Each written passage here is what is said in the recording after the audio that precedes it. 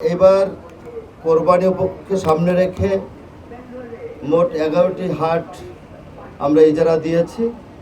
এর মধ্যে যেখানে দাঁড়িয়ে কথা বলছি গাবতলীর পশুর হাট, সেটা স্থায়ী পশুর হাট হিসাবে বিবেচনা রেখেছি আমরা। প্রতি বছরে এই গাবতলীর হাট 1 বছরের জন্য ইজারা দেওয়া হয়। সেখান থেকে আমরা সার্ভিস ভিজিটে এসে যেটা দেখতে পারলাম যে ব্যবস্থাপনাগুলো ঠিক আছে কিনা, এবং এখানে বিভিন্ন ব্যাংকের কর্মকর্তাবৃন্দরা আছেন, তারা জাল নোট সহ ক্রেতা বিক্রেতাদের টাকা লেনদেনকে সহযোগিতা করছেন। বিভিন্ন আইন প্রয়োগকারী সংস্থারা আছেন, সার্বিকভাবে তারা সব গরুর হাটকে বিবেচনায় নিয়ে তারা তাদের কর্মকাণ্ড চালিয়ে যাচ্ছেন। আমরা গরুর হাটের ভিতরে ঢুকেছি। আমরা এই পর্যন্ত যা দেখতে পেয়েছি যে গরু বিভিন্ন জায়গা থেকে এসে যাতে মেন রাস্তায় না থামে, সেটা আমাদের নজর এখন পর্যন্ত পড়েনি। আমরা পাশাপাশি এটাও দেখেছি যানজট চলাচলে কোনো অসুবিধা হচ্ছে কি না।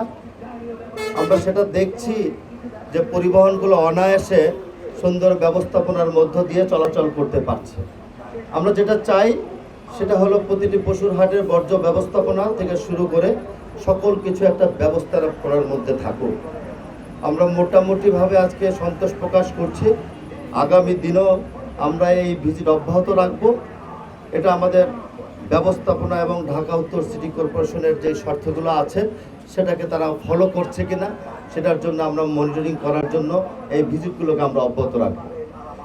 আজকে এখানে আমাদের ভেটেরিনারি টিমও আছে, এখানে ডিএনসিসির পক্ষ থেকে অলরেডি তারা কাজ করছে, এবং আমাদের সিটি কর্পোরেশনের যে বর্জ্য ব্যবস্থাপনাকে প্রতিনিয়ত পরিষ্কার করার জন্য সেটাকে অব্যাহত আছে এখানে।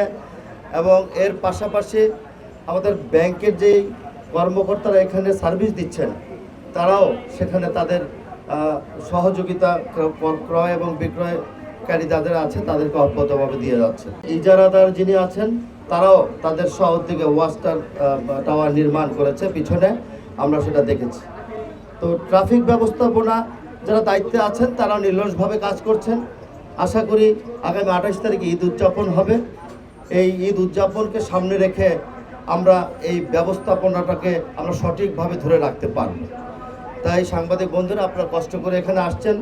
আমাদের আজকের এই ভিজিটটা অব্যাহত থাকবে ঈদের দিন পর্যন্ত, যাতে করে নির্বিঘ্নে নগরবাসী তাদের গরু ক্রয় করে নির্বিঘ্নে তার বাসভবনে গিয়ে পৌঁছাতে পারে।